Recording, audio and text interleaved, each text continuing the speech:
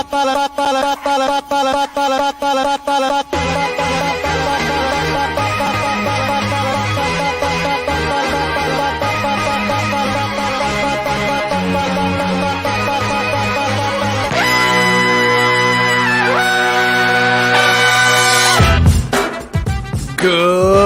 morning, sweet world, and welcome to the No Dunks podcast on the Athletic Network. It's Tuesday, December 29th.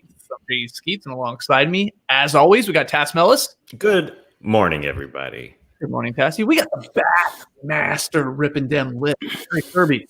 Hey, yo. The international man of mystery, taking it to the max, Lee Ellis. Friend. Last but not least, making the magic happen is JD. Hello.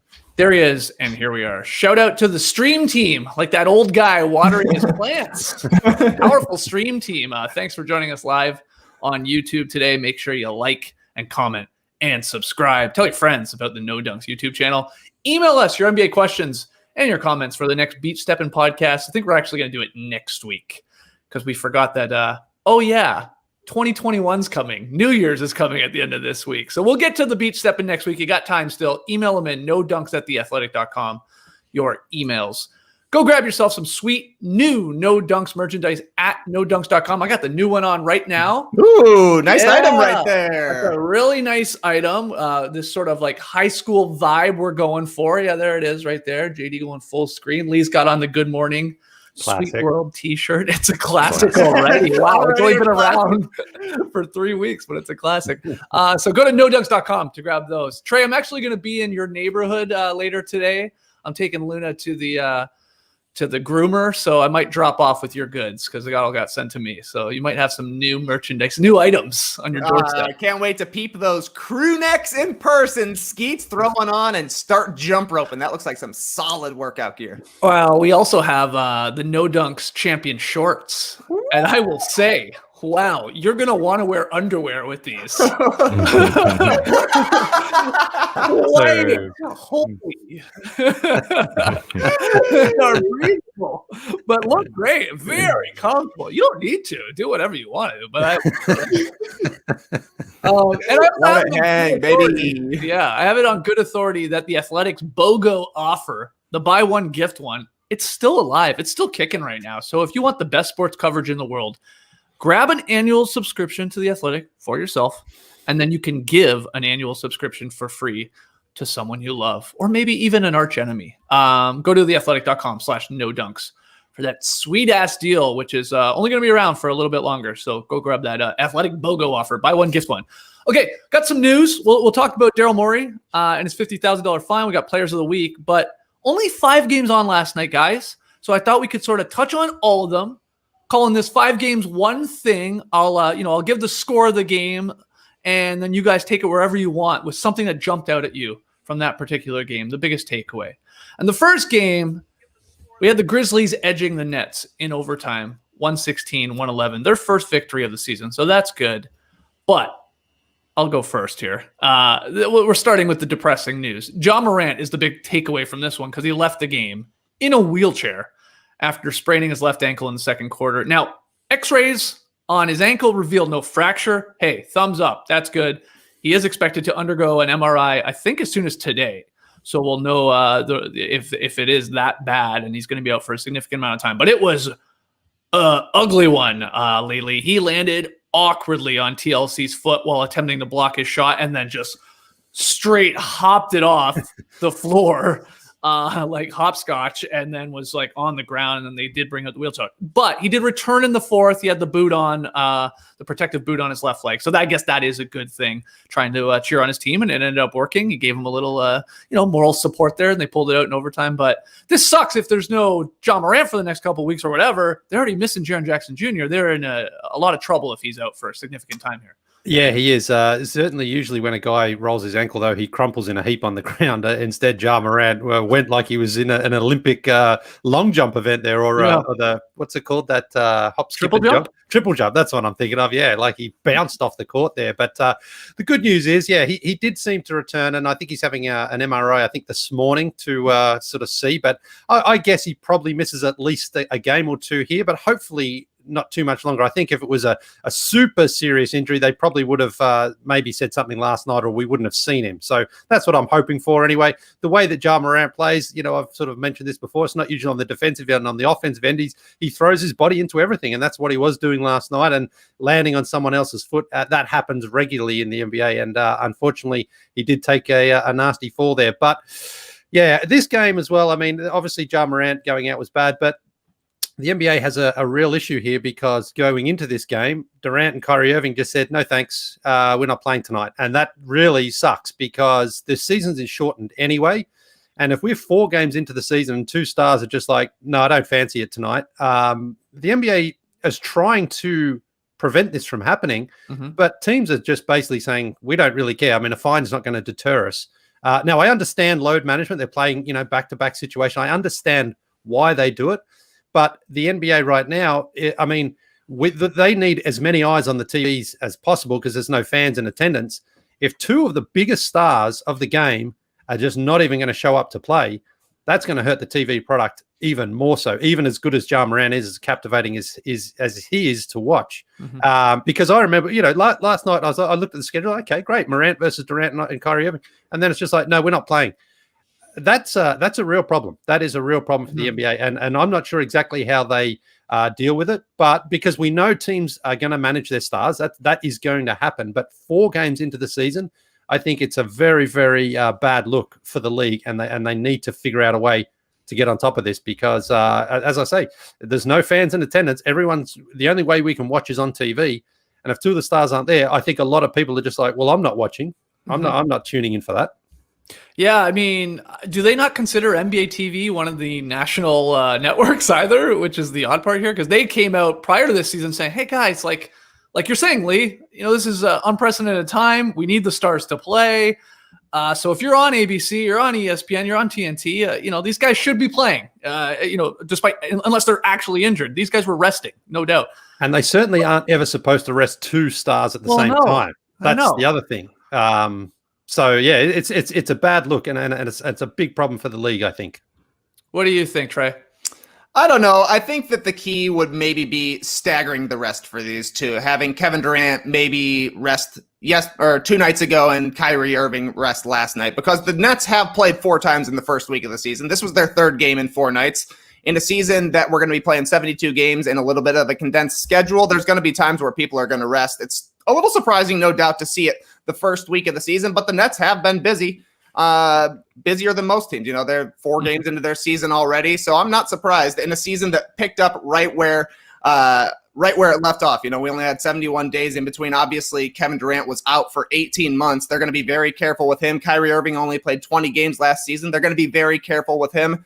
We're going to see a lot of this resting, and if it's in a scenario where you're playing 3 games in 4 nights and you've played 4 in a week, I kind of think it's the right move, especially 2 guys coming off injuries. Maybe you stagger them. Maybe that's something Steve Nash talks to with management and with the front office eventually. But guys are going to be getting rest this season. I don't think that's going to be changing. And it definitely does show you where NBA TV falls in the hierarchy of national TV. Yeah, right now. That's what's confusing to me. It's their own network, and they're like, well, it's a specialty national channel, and they're like, oh, okay, I guess we're not going to penalize them for arresting these guys. But a nice resiliency by the Grizzlies to pick up the win. I don't want to gloss over that because the Ja Morant and these guys resting news.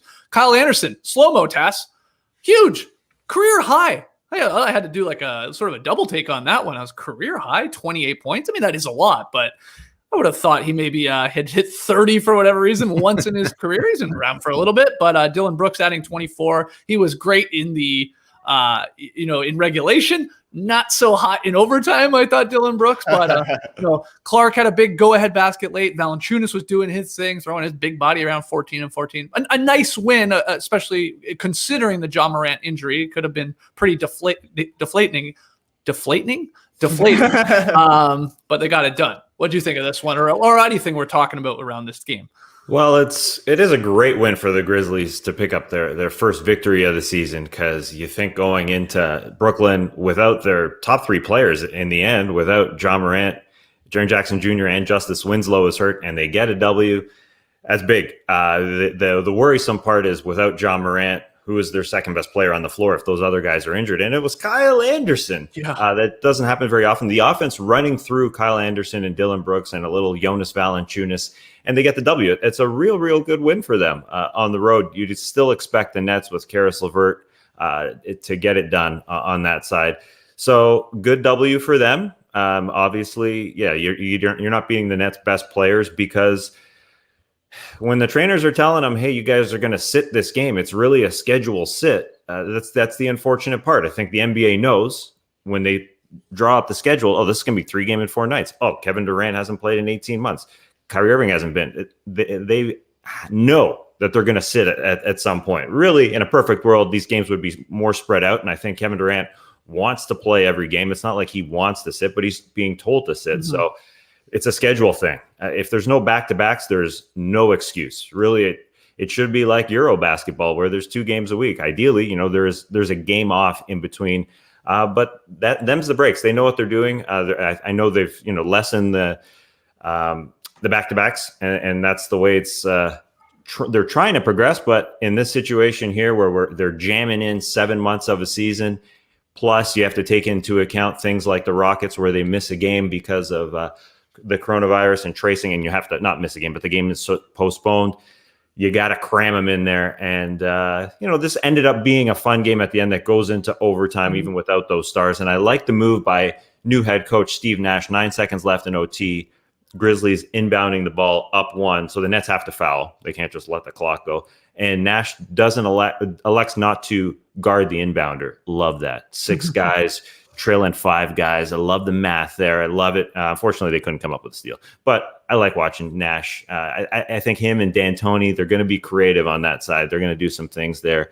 So it was a good watch, even without those starts. It was, but Lee is right. I know I was like, when I saw the news that both of those guys weren't playing, KD and Kyrie, I was obviously less excited to be tuning into NBA TV to catch it. It turned into an exciting game, and I was watching obviously down the stretch and in overtime. But it's like, well, that sucks. What, these guys aren't playing? It's a national game too. NBA TV is a national channel. This is the part I don't get because like they came out prior to the season saying, we will fine you guys if you're resting stars in marquee games. But yeah, like Trae said, I guess they don't consider NBA TV all that marquee. It's just perplexing. One final little random note from this game. I love the Grizzlies baby blue jerseys. I love how it looks. Sort of looks really cool on the Nets court too. I just like how the colors look. But man, do those things on some guys look so sweaty, like instantly. Like Valanciunas and Brooks. Dylan Brooks is an underrated sweady guy. Very sweaty, yeah. And that blue just changes color. It's hypercolor, man. So I like the overall look, but they need to figure out the fabric or something. It gets a little too dark for my liking there. Trae, I don't know if you have. Yeah, a light blue jersey is similar to a gray jersey or perhaps a gray crew neck sweatshirt. You're showing those sweat stains, baby. Right. And the Grizzlies, you throw in the fact that they got the tiny little numbers on the front. It can make a man like Dylan Brooks look a little sweaty and dumpy. No doubt about it. That guy just looks slovenly out there chucking up the shots. But, Ja pulls it off. He's very skinny. It doesn't make him look very chunky. They're going to need him back soon because once you're watching the Nets, they pulled off that win last night. But if you're asking Grayson Allen, Dylan Brooks, the Grizzlies, Grayson Allen, Dylan Brooks, Kyle Anderson, Valanciunas to carry you on offense, it's not going to be very easy. It's turning into a little bit of a cursed season for the Grizzlies. Hopefully they get some good news with Ja. Yeah, and Tyus Jones, their backup point guard, who's like a decent backup point guard, I think, in this league, has really struggled so far. So I think they'll just go with what you were saying, Tass. Like, our point guard is Kyle Anderson. Like, they run a lot through him as it is. They walk a lot through him anyway. They walk a lot through him. Nice, well said. So if there is no Ja Morant for the next couple of weeks, well, you're going to be relying heavily on him. If you're playing fantasy basketball and you don't got Kyle Anderson, he's available somehow, go grab him right now. He's going to put up some numbers, I think, there in Memphis if Ja Morant misses some significant time. Okay, let's keep it moving here. Next game, Lee, you're going to get us started. Trae Young, he leads the Hawks to a 3-0 start. Oh, baby, undefeated. They defeat the Pistons 128-120. What's your one big thing from this victory? Tom Zilla's newsletter this morning, the title was Scores and Stuff. And I think that's appropriate. I think this was a score and stuff game from last night. The Hawks won. Trae Young was actually held relatively quiet if you go by the way he usually plays, because he only took 13 shots. He had 15 for 15 from a free throw line at 29 points and 6 assists. But it was a pretty comfortable victory here for the Hawks. They kind of led from start to finish. You got some good contributions from everybody who played on that team. Rondo made his debut. He was quite good for the Hawks. Bogdan Bogdanovic is a beautiful shooter of the basketball. That's what I really enjoy watching. But Clint Capella made his debut too. Yes, he did. Yes, 10 players. They went 10 deep. The Hawks there. Lloyd Pierce and everybody actually contributed, which was good. But another game where 2 stars sat out, Blake Griffin and Derrick Rose. Now, it's not, they're not the same stars they used to be in their day. But I really looked at the young Pistons roster and I thought, you know what, though? They are clearly in rebuild mode. There's clearly, they're on a different timeline for Rose and Blake Griffin, but both those 2 guys have some trade value. So I was actually working the trade machine this morning. Oh, my God. Wow. What do you got, man? Blake Griffin's contract is so tough. It is so tough because I try to find look, I think he, like 2 seasons ago, not last season, the one before, he was all NBA, remember? He had a really good season, Blake Griffin, and he's only 31. It feels like he's older than that. And in the games he has played so far, he's looking fine. So I think he's still got something to contribute, but he's on a team that's nowhere near contention. So I thought, I'm trying to get into a team that I think is not really a contender, but they're in the playoffs for sure. And they need a player who else can create and still score. So I'm trying to get into the Blazers. I'm trying to, there's talk about the Blazers going for Kevin Love. Well, I don't think that's going to happen right now for a couple of reasons. I think Kevin Love's just, you need to see him on the court first. He's injured right now, and you need to see him to be able to perform, whereas Blake Griffin can.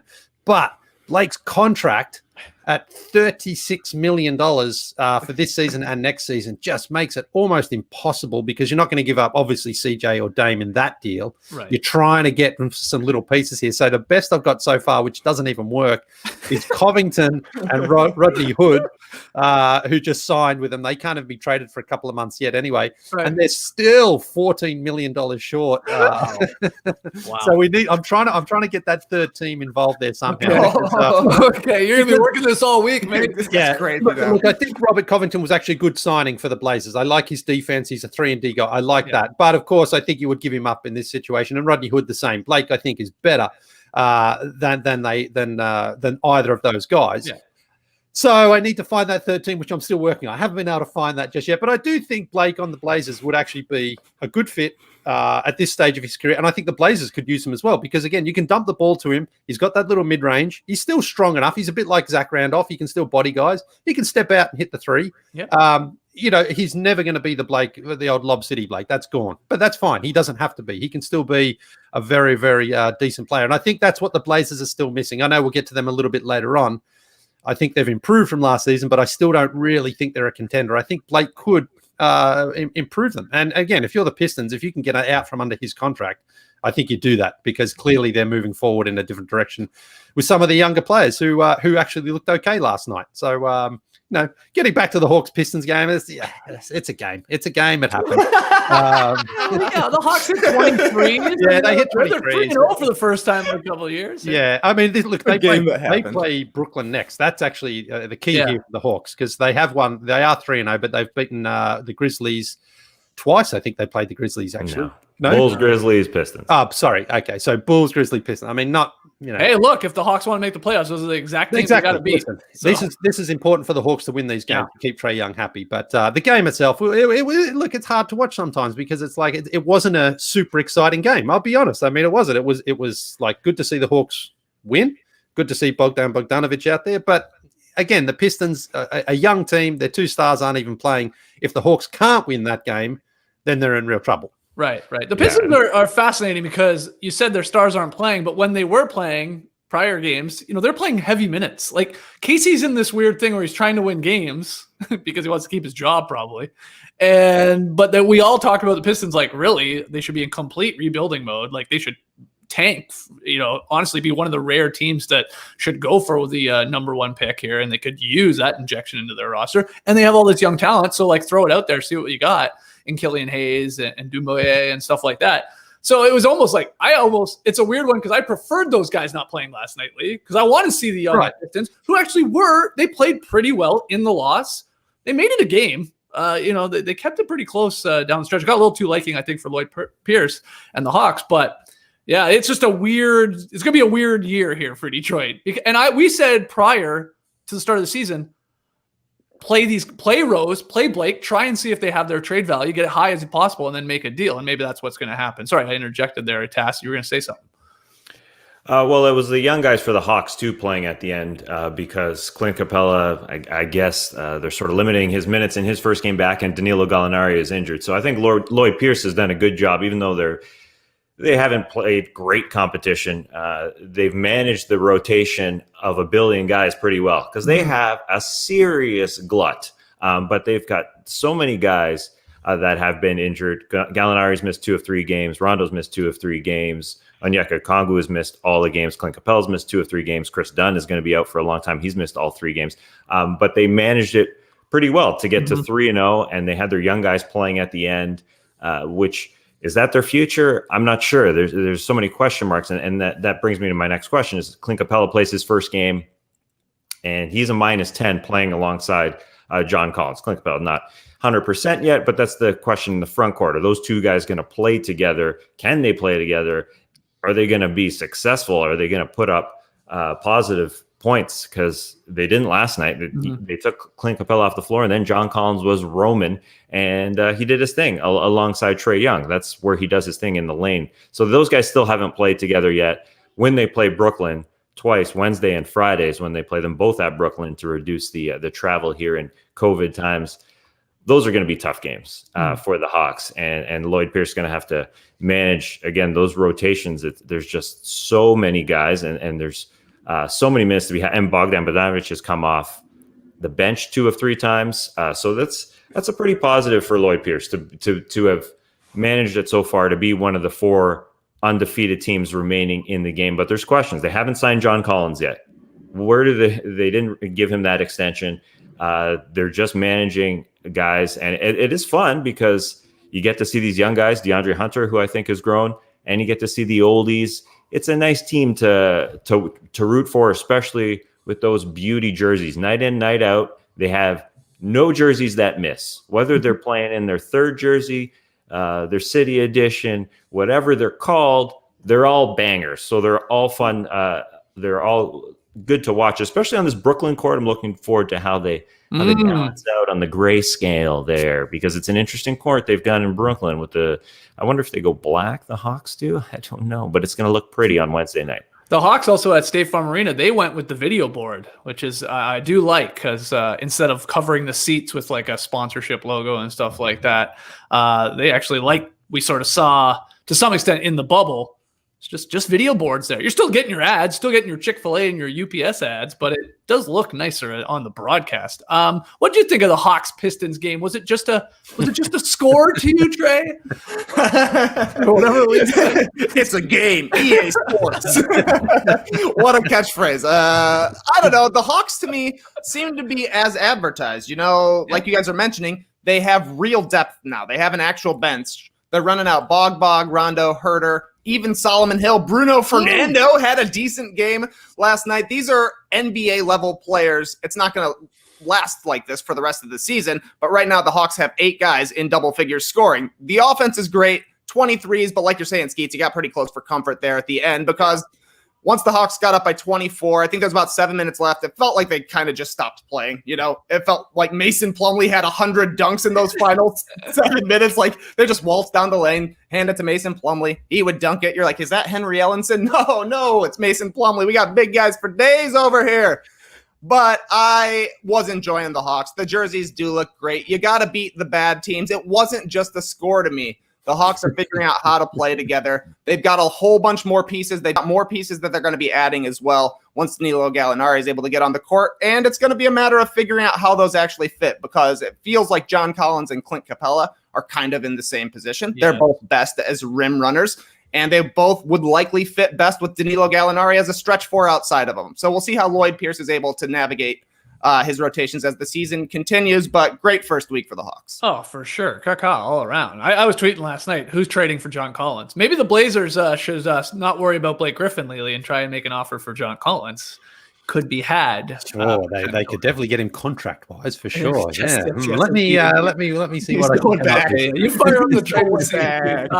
I did see this morning Justin Kubatko tweeting that Trae Young is the first player in NBA history to score at least 100 points through his first 3 games of a season while attempting fewer than 50 shots from the field. Because you said it, Lee. This guy has shot 46 free throws already. He's 42 for 46 at the line, Trae Young, 91.3%. Awesome. 8 of 19 from distance, and then is shooting really good, 53% from the floor overall. 102 points through the first 3 games. He is he's at the conversation. He's at the table for MVP early on in this year, one weekend. There is no doubt. And so is this guy. Let's go to the next game. Jokic, monster stat line. Oh boy, he got it today. He helps the Nuggets to their first win. They took care of the Rockets, 124-111. Task, get us started. Biggest takeaway from Denver's first win of the season. Well, if you don't want to play defense, Denver's going to cut you up. And as James Harden said post-game, he said, we haven't really had any practices altogether. Hopefully we get a good practice on Wednesday and be ready to go Thursday. There's always one guy missing at these practices. We're trying to find the guy who's missing.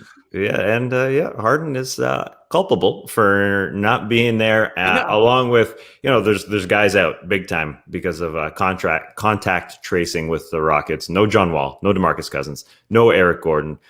And it was a little different in the Rockets' first game. They're playing Portland. That's a little bit more standard operationally. We play the pick and roll, and our guards make things happen. Right. And this one, Jokic at the top. Let's run some backdoor cutters, and they got cut up. They got beat, and so the Rockets are 0-2 because they lost to that Blazers game in overtime. Nothing to scoff at. That's all right. That's all right to lose that game, and they lost this one here, and that's okay for James Harden. He still looks very tradable. He still had a really good game. So I think the Rockets are feeling pretty good. I think Steven Silas in the head coaching spot feels pretty good, especially with all those guys out. Their starting lineup of James Harden, Christian Wood, PJ Tucker, those guys are going to be starters. Daniel House and David Nwaba. Maybe, John Wall subs in for House or something like that because they have a pretty good defensive lineup with Nwaba, who, people just don't really know about that guy because he's been injured. He's sort of a defensive guy, but I make that point because they could be a good team. They could have a nice balance between offensive, defense, and I don't know where Cousins fits in the starting lineup or not, but they're solid and they just have to practice. But they haven't had the chance in these short training camps when your star player is partying up a little bit, being skinny, being fat, being skinny, working out, not working out. He hasn't been the leader that the Rockets need. But I don't know if the Rockets really care at this point because James Harden looks good. If they trade him, they're going to get some value for him. And he looked good again last night, although he didn't have quite the legs that he did in the first game against the Blazers. But either did his teammates, and I guess because they don't practice. So hopefully they get on that. They have a couple days off before Thursday, and John Wall, Cousins, and Gordon are going to be back. So they'll be good. And that's the weird part about this Western Conference. They could easily make the playoffs, as we said, and the Nuggets needed their first win. So done. Play a Rockets team that wasn't really ready defensively, and they got it. Do yourself a favor if you haven't watched the highlights from Jokic in this game and go watch his passes because Task perfectly said he just carved them up. You would imagine that I think Jokic would be on the short list. If you polled a bunch of NBA players, who would you most want to play with? I would think he would be on a lot of people's lists because, my God, if you move, he is going to find you, and he's going to find the most crazy angles because he's such a giant that he can just dump it over people and he can wrap it around people, and he's has the most incredible touch for a guy his size. That everyone would want to play with him. Trae, I just watching the highlights, that pass. Not many guys even see that's there, let alone try it, and it's more times than not right on the spot. No doubt. Well, fun game I like to play when I'm watching Nikola Jokic highlights is to pause it before he passes the ball. Because you're who's open here? Who's open? Who's getting the ball? It looks like it could be going to the corner. It looks like it could be under the hoop. Sometimes you don't even have to move to get a pass from Nikola Jokic. I felt like there were so many times where it'd be Michael Porter Jr. spotted up in the corner, and Paul Millsap would just kind of wander underneath the basket, and suddenly he's wide open because you think Jokic is going to go out to Michael Porter Jr. in the corner. Sometimes he does. It looks like the exact same pass. Sometimes it's a three-pointer. Sometimes it's a layup. You talk about him being in the MVP mix. There's no doubt about that. He could lead this league in assists, 18 last night. He's currently leading the league at 14 assists per game. He was running the fast break last night. He was not like Jokic jogging up the court. He was sprinting, finding guys on the break. He has been ready to go since the beginning of the season. And like Tass is saying, if you're not able to practice, if you're not able to get your defense on the same page, it's knives out with Nikola Jokic. He's got great chemistry with Gary Harris, Paul Millsap. He's developing it with Michael Porter Jr., I think. You know, Michael Porter obviously is a guy who likes to have the ball in his hands and figure out how to score that way. But learning to play off of Nikola Jokic will make things even easier for Michael Porter Jr. Good stuff from the big man. Oh, yeah. No doubt they are developing chemistry, Michael Porter Jr. and him. Jokic threw him a pass into the post, like where there was bodies all around Michael Porter Jr., but he like threw it in the one spot, like the only spot I'm convinced that Porter could catch it and then sort of power through and go up. I don't know if you saw that clip. It was like just like he caught it. It was a beautiful catch too. Oh, I just love watching him play. Yeah, the 19, 18, and 12, his 42nd triple-double. Did he pass or tie Fat Lever for the most triple-doubles in Nuggets history? One or the other there. Close, yeah. Yeah. It's a blast to watch. And he is going to lead the league in assists if his guys hit threes. Because that's the other thing with Jokic. Yeah, it's all the highlight passes, but if he sees the guy in the corner that's open, he just zips it. He's LeBron, like where he just whoop right over there, and like you're going to get a good look. If you hit it, that's an assist for him. He'll get a whole lot that way. He got a whole lot in this game, I thought, that way. Not just the backdoor cutting and the little dump passes inside to other guys. Just flying it over to these open guys in the corner. Fun to watch, Lee, and he is definitely at the table for MVP conversation. Yeah, and he even catches the broadcast team there off guard sometimes because they don't even see those passes. You know, they sort of see him, and then all of a sudden someone's cutting baselines. Oh, inside, scores it like that. Yeah, no, they're so spoiled that last night I was watching this game later on that night. They said that he missed a guy cutting backdoor at one point. They're like, oh, he missed him, and then they're like, that's how spoiled they are. Like at the tiny sliver that they're saying that he missed the guy cutting backdoor. It's like, okay, guys, come on. And for the one that actually gave him the triple-double, I think as well, they sort of thought, I wonder if they will give him that assist. And it was like in the NBA, I mean, that absolutely was assist. He just dumped it over to, I think it was Monte Morris, I believe. I'm not sure, but anyway, that's the thing. Like it was one of a standard pass from him because we'd seen so many electric ones. Otherwise, it was kind of like, oh, this pass doesn't seem to be one of Nikola Jokic's specialties. But you know, Trae mentioned as well. I was going to bring that up. One thing I really noticed, and I think this is because the team was their first win of the season last night. Jokic was actually hustling by pushing the ball last night. He's kind of got that slower way of moving up the court. Sometimes they just walk the ball up past half court. But last night, it was like, no, we've got to get out there and we've got to actually make sure we crush this team and finish the job because the Rockets can always score. You know, Harden's always capable, especially in that first half. He was hitting those shots. And even though it was about a 10-point game, no lead is safe. So that's what I think you saw from the team last night. And yeah, Jokic, I mean, right now, he's 24, 14, and 12 on the season. That's 12 rebounds, 14 assists. I mean, a triple-double for the season has to be really in play right now for him. And, I mean, imagine that. Imagine he does that. And he's also shooting the ball very, very well. So, yeah, he's gotten off to a very good start this year, 43% from downtown, 62% from the field. Not bad. I mean, a lot of those shots, he just sort of inside and he flips them up. In fact, he probably would have a higher percentage because a couple of those shots he makes are actually his own putbacks as well. Mm-hmm. So, he does flip them up there and occasionally they don't go in. And he's not bouncing off the floor like Anthony Davis or Dwight Howard or anyone. He's just he's playing that handball, just keeps tapping it up and eventually goes in. But this is important for the Nuggets that he starts playing this way and from the start of the season because, we've mentioned in the past that he's a bit of a slow starter, but he doesn't have November this year. So he's straight into December, straight into that MVP conversation. And for the Nuggets, again, they've got expectations this year. So it was important for them to get on the win in the win column last night. Yeah, Jamal Murray did have a good game too in this one before he had to leave with, I guess, was a head injury, right? Doesn't seem too serious. He was back on the bench, didn't check back into the game, but he hopefully is okay. Good win for the Nuggets. And go check out those highlights. It's so much fun to watch, especially a guy at his size just zipping the ball around. All right, next game, Lillard and the Blazers. They rallied in the fourth. They dropped the Lakers 115-107. Trae, big takeaway from Portland beating LA. Well, you mentioned Damian Lillard, and he was great, no doubt about it, doing the classic Lillard thing of getting people involved early, taking over in the fourth quarter. 8 points for Lillard in the fourth, and it kind of just felt like he was going at Montrezl Harrell every single time he could. Mm-hmm.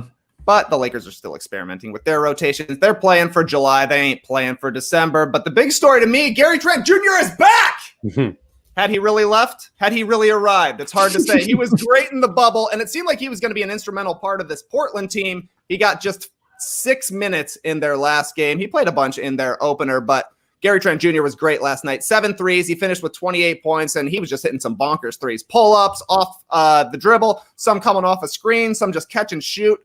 To me, he's a guy that needs to be playing a lot for the Blazers just because maybe he's a streaky shooter, but he seems to be a pretty solid shooter. He's going to give effort defensively, and he just brings a little bit of an attitude to the team, I think. They play hard when he's out there. Everybody gets fired up when he's on fire. I liked what I saw from Gary Trent, and I want to see more of it. Yeah, it was great. Awesome. 7 threes. Huge. Anthony Davis. What do you think of him in this game, Trae? He is, we talked about MVP picks. A lot of people had him. Fine. LeBron maybe would be talking him up, but he was just like a zombie, I thought, through this game. Yeah. He was doing nothing. And again, you're right. They're the champs. Who cares? This is early. You just played, 75 days ago, your season, but not looking good for his MVP chances, I guess what I'm getting at, because I don't think he's going to put the effort in. It was embarrassingly, checked out, I thought, mentally. And LeBron wasn't. LeBron was still doing LeBron things, but AD was 2 points in the first half and, shot 3 or 4 times in the second half. He couldn't care less, right? Yeah, that's exactly right. He ended up with 13 points on 14 shots. Third game in 4 nights. Fourth of the week for the Lakers. Which would you rather have? Kyrie Irving and Kevin Durant not playing and getting some time for your young guys, or Anthony Davis going out there and half-assing it for an entire night?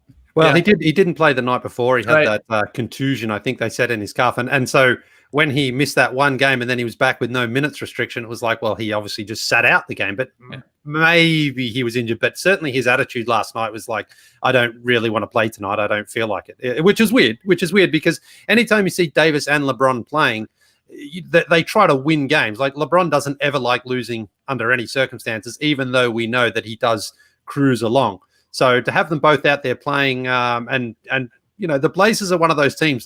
They are so capable of beating any team on any given night, but it just doesn't feel like, again, if that was a playoff series, no one would be well, I think the Blazers can take it. You just know that LeBron's just that's the game that we just kind of mail in, and that's what happened. But yeah, Gary Trent, he was feeling it for sure last night. That's exactly what we saw from him in the bubble. When he gets hot, he gets red hot. And just hits everything. He really wants the ball in his hands. He really wants to go after his shot, and he gets it, and it was great. But it's the Lakers. It's hard to evaluate any Lakers game because it doesn't really matter. Nothing really matters until playoffs for them. Yeah, no, unfortunately, it's not even a game. Not even a game.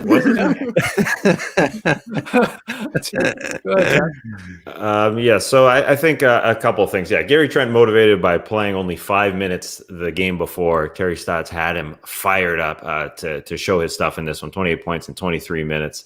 The Blazers bench really turned this thing around in the second quarter, and then Lillard finished it off in the fourth quarter, and he was going at Montrezl Harrell for sure. And in last year's iteration of the Lakers team, that's Dwight Howard playing D instead of Montrezl Harrell, and that's the thing. I know Anthony Davis, appeared to take the game off. He does that from time to time, and LeBron's Cavs, when they won a championship in 2016. They stopped playing defense the next year during the regular season, and they slowed down. They went down to the 20th best defense. So that's going to happen. You got to rely on your bench guys to step up and do it. And Montrezl Harrell's, he's not going to do it the same way Dwight Howard was. Will that matter in the playoffs? Probably not, because it's Anthony Davis playing the 5, and they're probably going to put a better defensive lineup out there.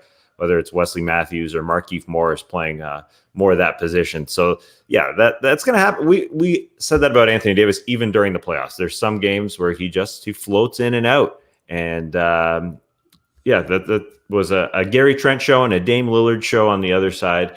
And yeah, the Lakers are going to have some bad games like that. Carmelo Anthony was out. Nasir Little also out due to the coronavirus protocol, which the league is obviously taking very, very seriously. Mm-hmm. Contact tracing is, I mentioned it about last week about the Rockets, where they're just making guys sit because the image was bad. Yeah, bless you.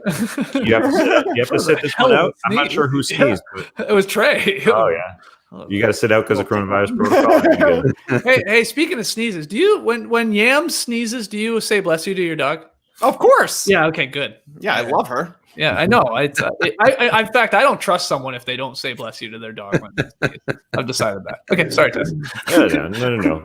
Bless everybody. Bless Carmelo and Nasir Little. Hope they're good and they can come back. But it is good to see the NBA taking it seriously, because I was wondering last week if James Harden wasn't caught on video being at a club, and then these other stories come out about the group haircuts, everybody doing group haircuts, would they have clamped down on them the same way as if it wasn't on video? Well, Carmelo Anthony and Nasir Little just there's something going on there, whatever the contact tracing is. I haven't really looked into it, but they sat them down and they don't play this game, and because they are taking it seriously. So that's important in these times that we're in, because people are sneezing, coughing, not wearing masks all over the place. So, hey, sit this one out and hopefully they get back.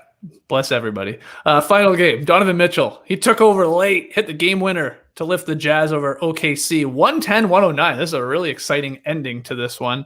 SGA missed a driving layup in traffic. Rudy Gobert was right there. I think that was in the back of SGA's mind. He got it up on the rim. I thought actually that was a layup. He missed a layup. A layup. It was a difficult shot. No, it wasn't. I thought it was going to go. I mean, again, I think Rudy being there made him rush it a little bit, or probably put it higher than he maybe want to, but he misses. An all-star makes that. Oh, he's not there yet, Trae. He's not there yet. But Jazz get the victory. 1-point victory in this. Tass, big takeaway outside of SGA missing a layup. Well, the Thunder are being Thunder-like, just like last year. They've only played 2 games, but their starting lineup of SGA, old George Hill, Lou Dort with a career high, bang, bang, bang, bang, bang. I hate calling that a career high. I hate it. Why's that? Because it's the second year? Because it's the regular season, 26 points career high. He scored 30 in a playoff game. Whatever. So dumb. Darius Baisley, who is their guy along with SGA that they're hoping another second-year guy can be awesome, and Al Horford as their center. They're just workmanlike, and a lot of young teams should look at OKC and envy that. There's a lot of teams in the league like the Bulls who aren't working their ass off. Sorry, Trae, but you look at the Thunder and they get to these end of game situations, and SGA had to end that game. He had to end. He got past Rudy Gobert at the free throw line. It was a cool play, actually, drawn up by Eric Daniel, the most nondescript coach in the league. His name's Mark, isn't it? No, is it? Yeah. Mark Eric Daniel. Nondescript for sure. He sounds like a hockey player, though, so I'll give you credit for that one, Tess. Yeah, JJ Daniel, former Hab. So it was a beauty. Go to Al Horford, kind of threw everybody off. SJ drives past Rudy Gobert, who bumps him at the free throw line. He had a layup and he just rushed it, and that could have been 2 game winners in 2 games for SGA. But the young guy hasn't had the reps yet, but they look great. They look absolutely great, and the Jazz are lucky.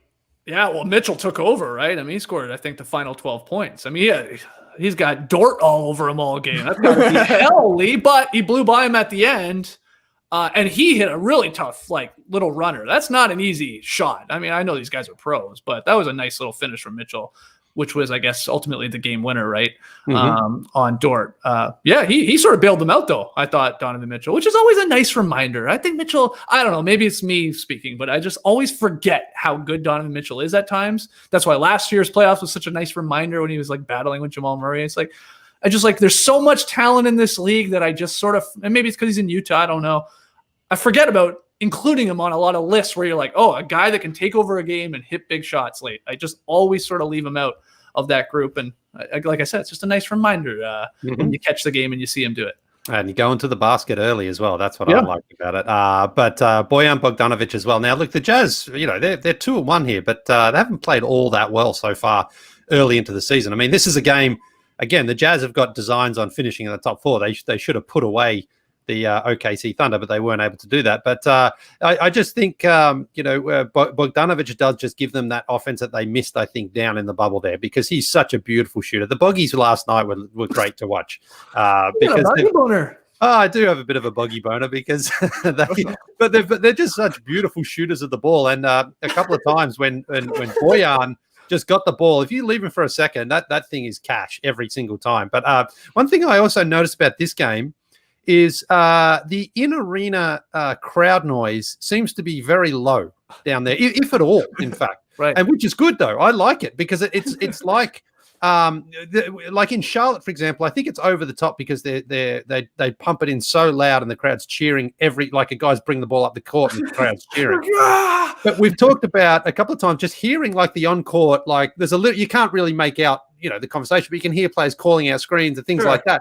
And I actually like that aspect of the game. So I thought that was good. But then there are times he's like, I think I can hear it there softly in the background. So maybe it's, I don't know, just not coming through the TVs as loud. But it's good. I like it. I like it. So, you're right. It varies from arena to arena, broadcast to broadcast, how much volume the guy is, their version of JD. How much is he riding?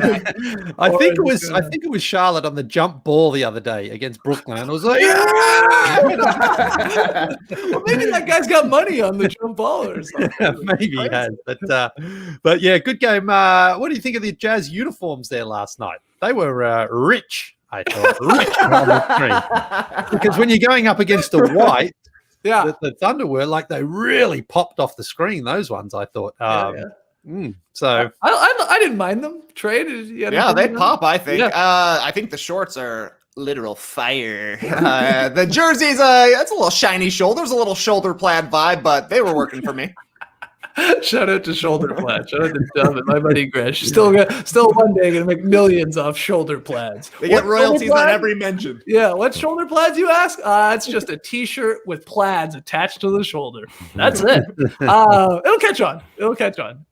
Anything else to add from any of these games, guys, before we get to the news? Dort nearly had the game winner there last night with that 3. He did. And don't we have a guy, it could be a female, in our comments all the time, like in the stream team, always saying Dort? Dort. The people in the stream team were going crazy at just the mention of Dort's name. Yeah, right. Okay, there's so a Dort in your neck. We would have been starting. Yeah.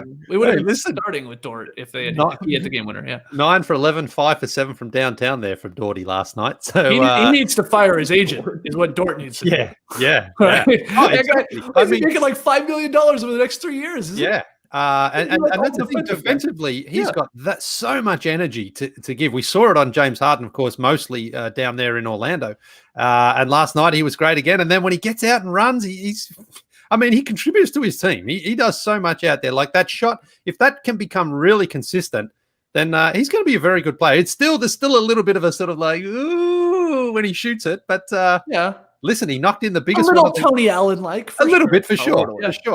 But he shoots it with confidence, and so you imagine it is going to become consistent, just with the hard work that he puts in. Yeah. Do you think, especially now that the Raptors are in Tampa, so they're not even Canada's team, could we make the case that OKC should be Canada's team with 2 Canadians in SGA and Dort? Can we make that case, Tass? Do we need one more? I think we need one more Canadian on the squad. Well, they got the coach. He's Canadian, isn't he?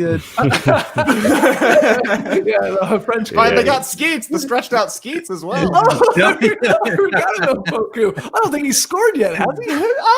He might not have scored, but he's out there. This is an interesting team to watch. You got Dort, who is just a human bowling ball, 100% muscles. You got Poku, who is all bones, the complete opposite. You got a guy out there growing out a mullet, Kenrich Williams. What an exciting team to watch. I saw George Hill go to the hoop. I was like, all right, George Hill's on the Thunder. Yeah. Al Horford is still a shocker to me that he's like, when Tass mentioned him, I was like, oh yeah, Horford's on this team.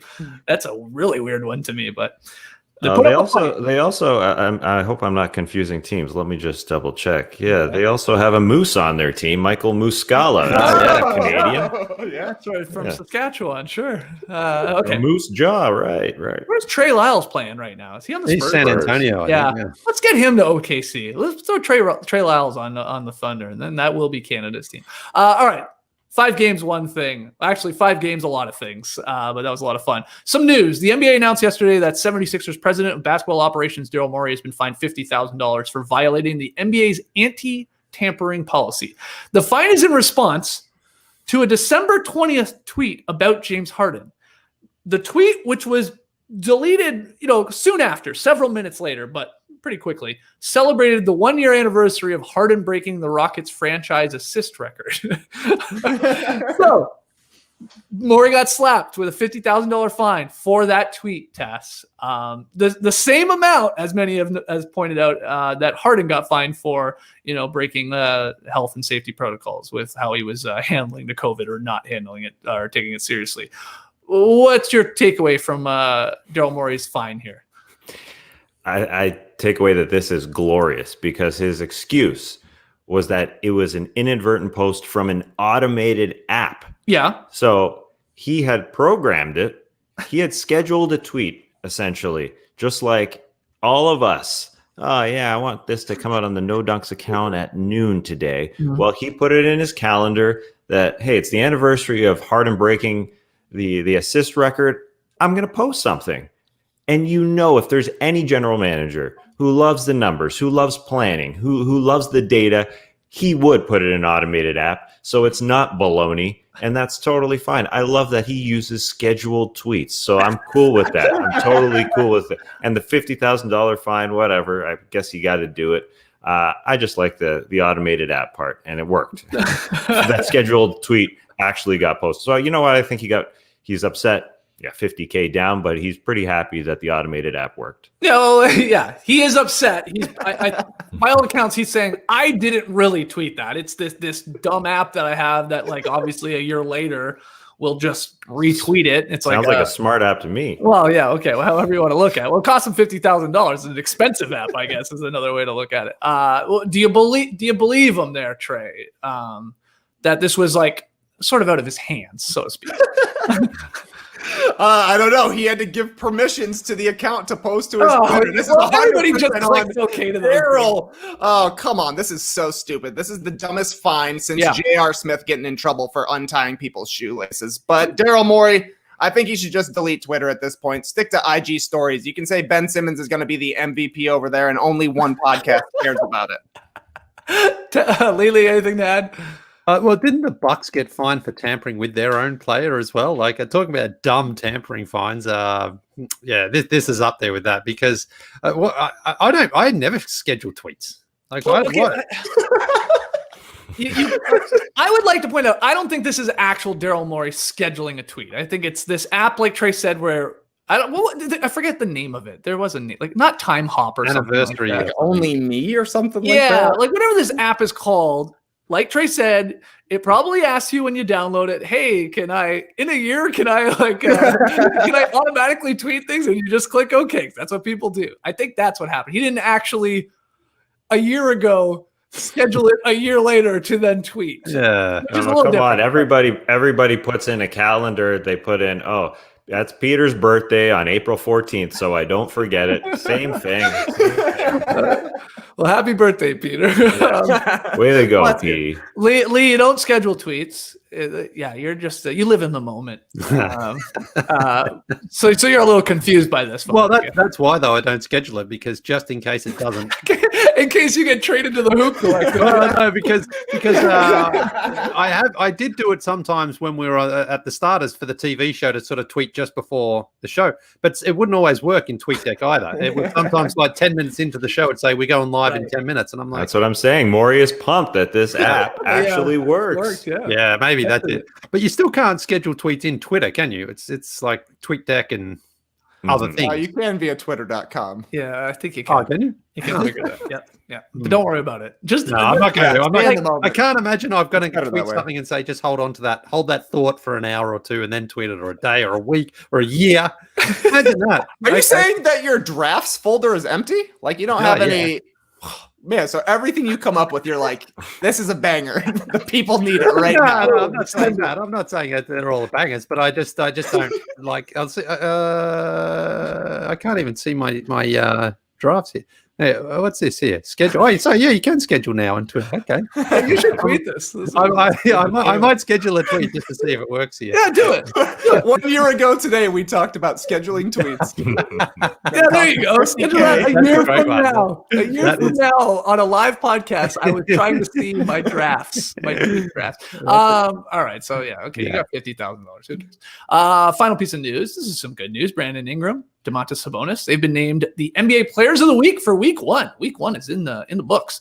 Ingram averaged 26.7 points, 7.3 rebounds, and 6.7 assists as New Orleans started 2-1. And Sabonis, averaged 24, 11, and 7 basically as the Pacers stayed undefeated at 3-0. Congratulations to both those guys. My question, Trae, are both of these guys locks to make the All-Star game again? Ingram and Sabonis? I think that Sabonis, no doubt about it, is a lock in the Eastern Conference. Okay. The Pacers are going to be in the mix for a playoff spot. They could contend for a home court advantage. We'll see. He's their star. He's their go-to guy. It probably won't end up like this come All-Star time. But right now, he's leading the Pacers in points, rebounds, and assists. So I think he is an easy choice to be making it back to the All-Star game. I also love this tweet I saw from Jim Cunningham yesterday. Mm-hmm. It's not about Domantas Sabonis, but it's about Arvydas Sabonis. Arvydas Sabonis looks like a gigantic Ray Liotta. It's too perfect, man. It's like if you took Ray Liotta's head and doubled it in size, threw it on top of a refrigerator and called it a person. But incredible tweet. Just an incredible tweet. I'd take a shot of 1800 tequila with Arvydas Sabonis.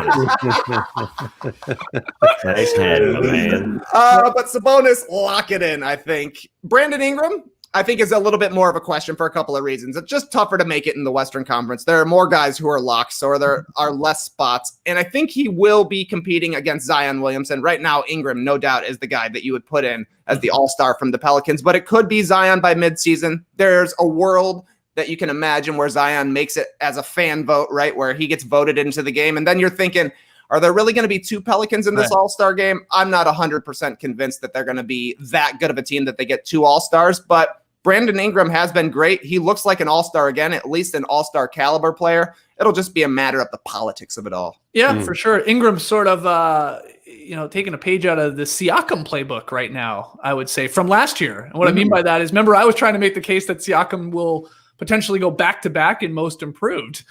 I mean, Ingram is sort of like early on that little trajectory. He's not going to win it, of course, like Siakam didn't, but Siakam last year looked like he went next level after the most improved at the start of the year, especially first couple of months. And I think Ingram's doing that as well right now. It's looked really, really solid. Obviously, it helps that they're 2-1. But I hear you, Trae. If you're picking one of those guys as locks, I'm likely going Wolverine or who are people saying he looked like from that Sabonis photo with his hair, like the dad from Family Ties?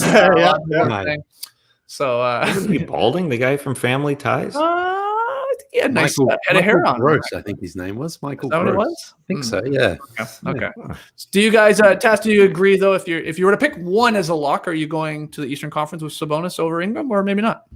Yeah, I think so. But it is crazy about the Pelicans because Brandon Ingram is definitely their best player. Mm-hmm. That's the guy they run everything through. And Zion Williamson, he gets some of the crumbs, but he is so good that he turns it into 20, 30-point nights, especially with the backcourt that's struggling there in Lonzo Ball and Eric Bledsoe. So the ball gets to Zion on the perimeter, and he does something with it. Even if Eric Bledsoe and Lonzo Ball aren't stretching the floor, and Steven Adams isn't stretching the floor, only Ingram really out there or Josh Hart out there stretching the floor. There's guys in the lane just waiting for Zion to come in and barrel through them. He finds a way to draw a foul or get around them. He's that good. So, yeah, the question is, will the fans vote him in, even though he's not technically their best player, but are we still going to go with the 50% fan vote, 25% media, 25% coaches, I guess. No, it's not the coaches. That doesn't make sense, does it? Yeah, it is. But whatever the formula is. 50% fans, 25% media, 25% coaches, I thought. Yeah, coaches do starters. I didn't think they did. No, but I they guess don't. I'm saying it out loud. I don't think it's No, right. the coaches do the reserves. It's the Those are players. players? Yeah, the players. Do the other Oh one. yeah, players. That's right. Yeah, yeah. That's right. Wow. So yeah, it's going to be tough. They may cancel each other out in a weird way. Them and Ingram, because players know that Ingram is their number one guy. But yeah, Zion is putting up those numbers, and yeah, he's the fan draw. So you think Pelicans? Well, they're on national TV really because of Zion Williamson, but Right. you game plan for Brandon Ingram really. For sure. All right. Well, I feel like Trae and who was it? Jim Cunningham and Sabonis and Ray Liotta sort of scooped me here, but I have the official tweet of the night. Tweet of the night. Wow. Twitter. That was a good one. TK had me laughing there. What a comparison. But this one's also good, and I know you liked it, Trae, because I saw you interacting with it on Twitter. That's a good tweet. I think Lee was too. At Russ Bankston. Tweet of the day. Really, tweet of the day. He tweeted, "Sometimes I still think about how Deron Williams got his Panther tattoo covered up with an even bigger Panther tattoo." And yes, he included the photos. That's young Deron Williams on the left, of course, if you're joining us here on the stream team. And you see the somewhat smaller Panther tattoo. And then he just went, "Hey, I love that. Make it bigger, make it better, make it scarier." And there he is. Oh, a nice zoom in. See, he hated the first one, right? And that's why he covered it up with the better one. Like that's a Looney Tunes tattoo almost. I read somewhere that a lot of the guys, because he went to the University of Illinois, that like 3 guys on the team all went to like this crappy tattoo shop and all basically got this same tattoo. And I guess he regretted it. And so he upgraded it to the sick, awesome one. Yeah, look at that. Wow. It just, I loved this tweet because, wow, it's always nice to be reminded of Deron Williams, Panther tattoos on his arms. But it got people talking about other great NBA tattoos. Like Kirilenko's dragon tattoo on his back, like that giant one. Kenyon Martin's lips tattoo on his neck. Haslam's got the giant back tattoo of Florida. I think Marquise Daniels does it too. Yep. Yeah, just talking tattoos. Lee, I know you're not a fan. I hate to do this to you, but talking tats. Yeah. I think it was Jared Wade mentioned Richard Jefferson just looks like he has bubble letters RJ written on his arm. Brad Miller obviously rocks the and one man and a scrappy do. But I don't know. We haven't seen Deron Williams for a few years. He could have an even bigger Panther now. Goes all the way down to his forearm. Isn't he into the UFC or something now? MMA for sure. Yeah. Yeah, he's bulked up like Mike Bibby there. Maybe that's that's a tattoo-friendly place. Yeah, the MMA world. Yeah. You think we'll ever get the fad of the barbed wire around the bicep tattoo? Tom Gugliotta, Tom Gugliotta, Kendall Gill had it, Tracy McGrady had it. They were 3 notable ones. All have that? Wow. Yeah. I mean, it was a big thing. Mate. If you live, you got to get a barbed wire tattoo. James Sharman has it as well. James Sharman. Oh no! I wonder, did he get it? And then he's like, "I'm going to make this bigger. I'm going to make it into a bigger barbed wire." Not yet. Maybe he does need to cover it up though. But that was the big thing in like about 1994, 95. I seem to remember. I was like, barbed wire. Leather bracelets. Barbed wire tattoos. JD, you got a barbed wire tattoo? I feel like you would. No? What? Yeah, what? He's gonna get pissed. I got no tattoos. No. Yeah, no, that's crazy to me that you don't have a tattoo. Would you get a big panther or a barbed wire around the bicep, JD, if you had to pick those are my choices? Yeah. Panther for sure. I'm not happy about either of them, but that's what happened. You were a rock star as well, JD. I'm surprised. Well, that's why it's surprising that you didn't get drunk one night in your rock band days and then get a silly tattoo that you maybe would have regretted. Nobody is more surprised than me. The worst barbed wire tattoos are the ones that don't go completely around the arm. Around, yeah. Some men just say, "Oh, I don't like the sensitive spot on the inner part of my arm. It's a little tenderoni. Oh, I don't like that. It hurts." So they get like a 3/4 arm tattoo for no freaking reason. I'm sure James Sharman goes 100%. He's got 100% around. Yeah, pretty sure he's. Does he, Lee? Yeah, the sheep aren't getting out of his tattoo. No. All right. Pick 'em results from last night. It was the Rockets-Nuggets game. Denver was favored by 7.5. It was a pretty good line. We were split on this one. Tass and I took Denver to cover, and they did. That's a victory for Tass and I. We're 3-1. Trae and Lee coming up on the wrong side of this one. You guys had the Rockets to cover. So Trae, you're 2-2. Lee, you're 3-1. That's your first loss. You are human. So still very, very early, very close. Are we running this through to January, guys? We didn't ultimately decide that. Yeah, for sure. Okay, so we got a big pick 'em run here to deal with. So what's tonight's game? Because there's a lot of games on once again, Tess. Well, Canada's team, Toronto, still hasn't won. So they go into Philadelphia, and the Sixers coming off a loss where they got beat up by the Cleveland Cavaliers. They're favored by 2.5 points, hosting the Toronto Raptors. Who you got? Philly minus 2.5, Toronto. Oh my God. Go ahead, Lily. You get started. The Raptors got to get a W here. I think they can get it. Toronto. Skeets, come on. You're taking the Raptors. I'm not feeling confident right now. Maybe this is a reverse jinx. Who knows? I'm taking Philadelphia. I'm taking Philly to cover 2.5. Obviously, that's nothing really. Philly. Oh man. I hope I'm wrong. I'll admit it. Trae? I think that this is the whole reason the Raptors got Aaron Baines is to face off against Joel Embiid. The Raptors need that W, and Skeets is turning on him. You hate to see it. Give me the Toronto Raptors. Wow. Task? Yeah, I'm with you. They don't have Marc Gasol, the Joel Embiid stopper anymore, but Aaron Baines was a freaking good one when he was with the Boston Celtics against the Sixers in those playoff series. So yeah, I'm taking Aaron Baines and the Toronto Raptors. Wow. Okay. I love to see it. So you guys are all taking the Raps plus 2.5. I got Philly to win by 3 points or more. Lee, we know you won't be watching that game though, because also at 7:00, it's Lee Ellis's New York Knicks versus Lee Ellis's Cleveland Cavaliers. Yeah. Two of the hottest teams in the league. Yeah. Well, yeah, I will be definitely watching the start of that one for sure. I've got to get my watches in early here because Cobra Kai season 3 starts January the 1st too on Netflix. So I'm going to have to take a few days off to start the season. Okay, not too long. I can binge it probably in 2 days or so. But wow, Kumiko makes her return too. By the way, who? Kumiko. Who? She was the love interest in Karate Kid 2, Tamlin Tomita. So she's back. No word yet of Ali. Elizabeth Shue is in season 3 yet. I'm wondering if we're going to get Elizabeth Shue in there. I hope so because oh my God, I hope so. Yeah, that'd be great. Sure in. Maybe Andrew Shue will make an appearance. Who knows? All right, so that's January 1st. January 1st it starts. Yeah. It was going to start like 6 months ago, but of course with the virus, it got pushed back, and it was on YouTube Red or whatever that channel is, and now it's on Netflix. So check it out. Check it out.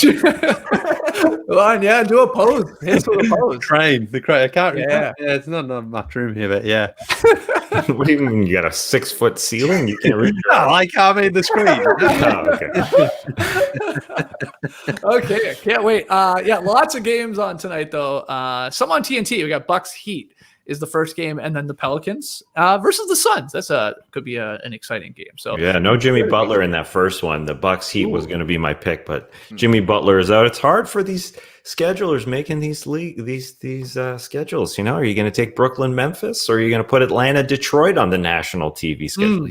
You want one game to be on center court, you got to pick one. That's why they picked the one that, hey, maybe the superstars will play, but they didn't. So the Bucks got to bounce back too from an embarrassing loss to the Knicks. We also have Bulls Wizards tonight, Trent. Nice. Can't wait to talk about it tomorrow. I'm anticipating a disappointment. Well, we might all be disappointed if the Raptors. Nice. We'll find Wednesday. Yeah, that's right. Tune in on Wednesday. We actually have a bonus No Dunks podcast coming later today. A few of the guys are going to talk to Rembert Brown about politics and pop culture and his new podcast, and I'm sure there'll be a little NBA talk in there as well. So Rembert Brown, make sure you subscribe to No Dunks wherever you listen to us, so you get that podcast automatically updated into your feed when we drop it a little bit later today. Get your emails in. I told you off the top of the show. Get your questions and your comments in. NoDunks@theathletic.com. Follow us on Twitter and Instagram at No Dunks Inc. Lee, Trae threw it out after the show to us in our Slack channel. I'd love to see an attempt to shoot 105 3-pointers like your Steph Curry after a show one of these days. I don't know if you could set up a camera or something. How do you do that? Yeah, I've got the little. Just go live. Just go live on the No Dunks. Yeah. Instagram. I'll see what I can do. I might try to set that up. Yeah, the weather's beautiful down here. Boys rebounding for me. Okay, there you go. Still got a couple of days before Cobra Kai as well. You know, you're going to be busy. Between that and the trade machine, I don't know if we'll be able to get this video. Right. I know. Who am I these days? I just couldn't wait to fire up the trade machine this morning. It was just incredible. I'm going to get a trade right before the trade deadline. That's my goal. Maybe you can. The third team is. It could include Elizabeth Shue in your Blake Griffin trade. There, she's still a babe too, Elizabeth Shue. Still, yeah. Glad we'll end on that note. That's good. Clipper Bros. You heard it here first. Have a great time. Turn up. Love you guys. Awesome. Thanks for joining us. And remember, Andrew Shue. Now that guy's a babe. Embrace the day, people.